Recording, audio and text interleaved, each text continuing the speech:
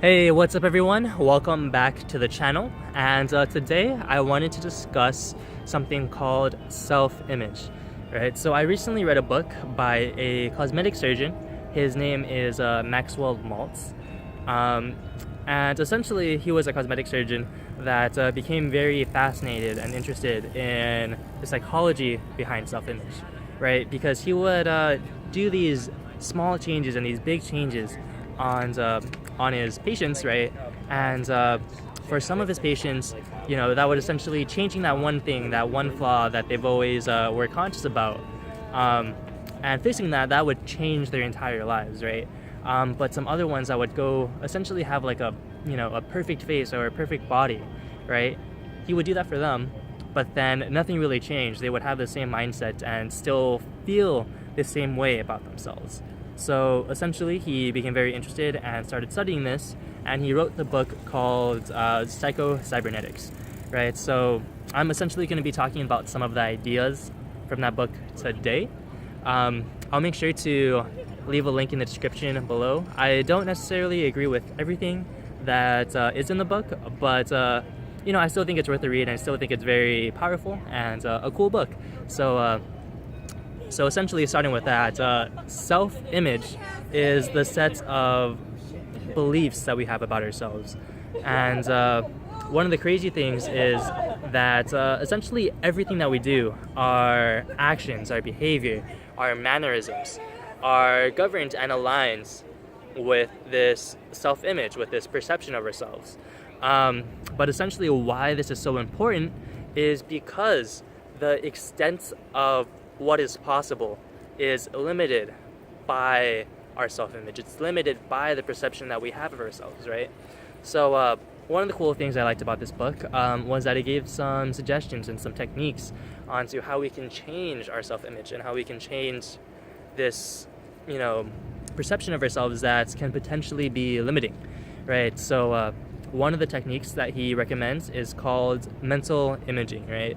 So this is essentially where we use our very vivid imagination and essentially conjure up an idea of how we want our future to be. It's essentially goal setting for your self-image, right? And he says to do this in a very vivid, a very specific way, because once we, do this, he brought up a point that our nervous system can't really distinguish between experienced and imagined situations.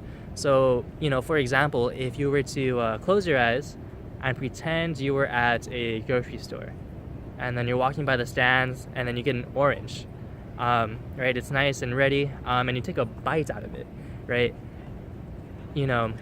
My mouth is just kind of salivating right now. It almost feels like I have this bitter, this like almost sweet sensation in my mouth. It's kind of crazy. Try it for yourself. But mental imaging is one of the techniques that he recommends. So another technique that I found pretty useful, that I thought was pretty cool and powerful, was essentially, acting the part, or acting the way that our ideal self-image would act, right? So this colloquially would be considered, faking it till you make it.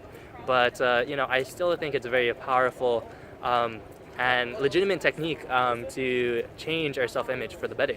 So with that, I really liked the book.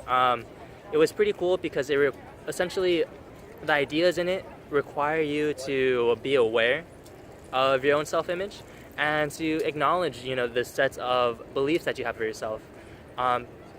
Set of beliefs that might potentially be limiting and might be negative, that don't align with the best version that you can see for yourself, right? So essentially it forces you in a way to be conscious and recognize negative and limiting beliefs of yourself that aren't actually aligned and consistent with who you want to be and what you want to be, right?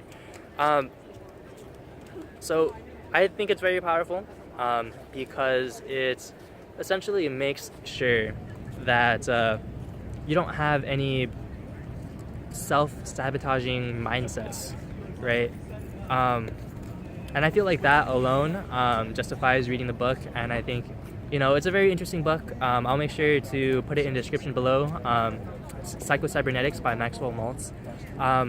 But yeah, I don't know. I thought it was pretty interesting.